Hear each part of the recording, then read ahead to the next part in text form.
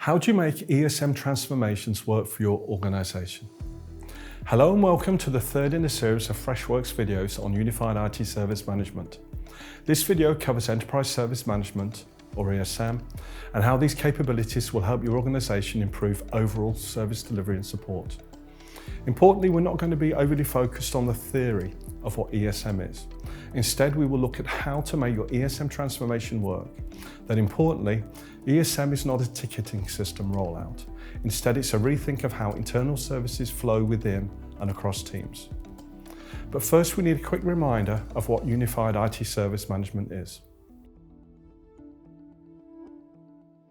It's the natural convergence of IT service management, enterprise service management, IT operations management, and IT asset management to deliver end-to-end visibility and faster issue resolution.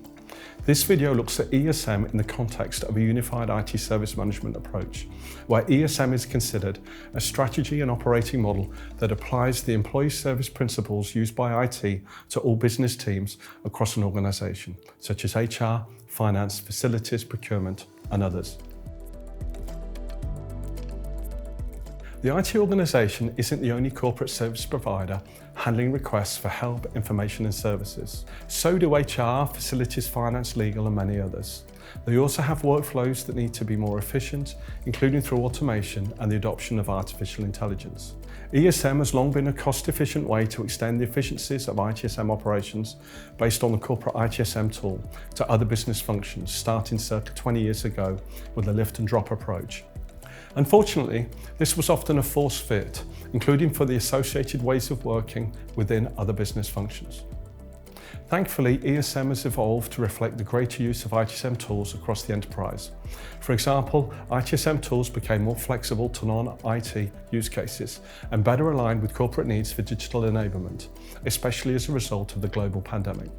We also have a better understanding of what ESM is, including that the overlaps with ITSM are smaller than originally proposed. Two key points here are that ESM is often focused on what IT would consider service desk capabilities, and the real value for ESM is usually in the technology use rather than the service management principles, now including AI-based capabilities. Importantly, ESM is also about more than simply sharing corporate ITSM practices and tools with other business functions.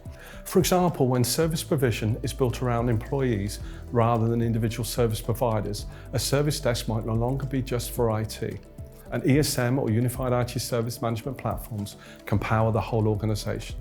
In organizations when such employee-centric ESM is at the heart of the workplace, the focus is not only on efficiency and cost optimization, but also on delivering seamless consumer-grade employee experiences powered by automation, AI and data. This better aligns corporate service provider capabilities with the elevated expectations employees likely have at work, stemming from their superior consumer world service and support interactions. Some ESM initiatives can go wrong. As with ITSM adoption, knowing the potential perils and pitfalls that other organizations experience with ESM transformations can be as valuable as success-based guidance. And don't let this quick list of ESM transformation challenges or barriers dissuade you from ESM's value. Instead, use it to help ensure that your organization avoids making similar mistakes. So please ensure that you don't fail to secure cross-functional executive ownership. This can cause ESM to stall as a perceived IT project. Don't treat ESM as ITSM for everyone else, perhaps copy-pasting IT workflows rather than redesigning them for HR, facilities, finance, legal or procurement needs. Instead, tailor processes to each function's maturity, language and workflows. Don't ignore organizational change management, or OCM, assuming business function teams will adopt new ways of working without relevant communication, training or sponsorship. And don't focus on technology before purpose. This can lead to automating bad processes rather than improving them. Another important mistake to avoid is ignoring structural process anti-patterns, such as having too many handoffs, for example, where work is pushed between multiple teams with unclear accountability. Relying on human middleware, where people manually coordinate tasks, relay information or move data between systems instead of leveraging automation. Shadow processes, where because the official process is slow or confusing, staff invent unofficial shortcuts, workarounds or side workflows. Role-task mismatch, where highly skilled staff perform low-value or repetitive steps because the process isn't designed for right sourcing. Linear processes for non-linear work, where sequential workflows are forced onto activities that require parallel collaboration, causing unnecessary waiting. Tool-driven structure, where the process was built to fit software limitations rather than business needs, creating friction and user rejection. And data fragmentation challenges, where each department maintains its own data model, making it difficult to trust any one data set and causing other issues.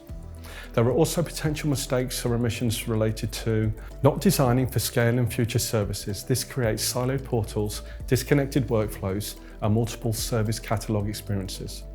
And measuring operational activity instead of outcomes. For example, an organisation might track tickets and SLA targets, but not more modern performance indicators such as employee experience, value realisation, or continual improvement. Finally, there's a need for the right infrastructure.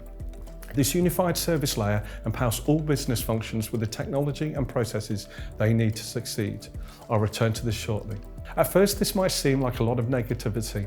However, the good news is that many organisations are already realising value from ESM when they approach it thoughtfully. The challenges I've outlined are simply lessons learned by others, offered to help your organisation start from a stronger position. Many ESM failures are caused by process design issues, not technology problems. So what should you be doing? In many ways, the simple answer is deliberately avoid the common mistakes I just called out. I could have just listed positive things to do, but I believe that sometimes it's more powerful to call out others' mistakes before turning them into actionable items. For example, secure cross-functional executive ownership so that ESM is seen as a business project rather than an IT project. Invest sufficiently in OCM because business function teams won't adopt new ways of working without relevant communication, training or sponsorship. Address structural process anti-patterns such as minimizing handoffs, reducing manual effort and increasing automation, avoiding tool-driven processes and eliminating the data fragmentation challenges. And remember to design for scale and future services. Plus, returning to my earlier point about the importance of ITSM tools or platforms to ESM, there's a need to address the suitability of your existing ITSM tool or platform. So what architecture is required for ESM success, and does your current ITSM tool provide it? If you'd asked me this question a few years ago, I'd have said that you need something like non-functional capabilities such as scalability, suitable access controls and domain separation. Digital enablement capabilities, including flexible workflow automation and self-service capabilities.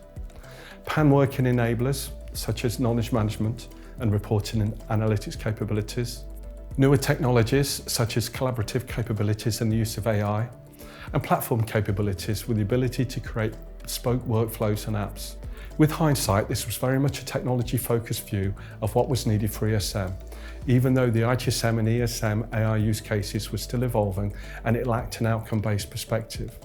Now in 2026, there's a need for a unified service management platform, a single system that brings together multiple service provider functions, including IT, HR, facilities, finance and legal, into one shared platform. This should involve one front door to access services that reduce employee effort, a single data model that enables trust and insight, and a workflow engine that accelerates cross-functional resolution for all internal and potential external services. It's finally service provision built around the service receiver, not the various service providers. In addition to the shared workflows and data, there's a proven AI foundation that helps eliminate many of the common issues and friction points we saw in traditional ESM solutions. So ESM has changed in recent years with what I call employee-centric ESM, the new benchmark for extending corporate ITSM capabilities across your organisation. No longer is ESM simply a cost-efficient way to extend the efficiencies of ITSM operations based on the corporate ITSM tool to other business functions.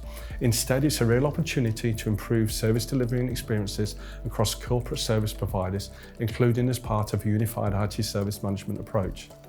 Plus, with the added benefits of AI, ESM can better support all your business functions through increased productivity, deeper insights and better decision making, faster resolutions, and most importantly, better experiences and business outcomes. In the fourth video in this Unified IT Service Management series, we'll cover what being AI ready means. To be alerted to this and more ITSM content, please subscribe to the Freshworks YouTube channel. Hopefully, we'll see you again soon.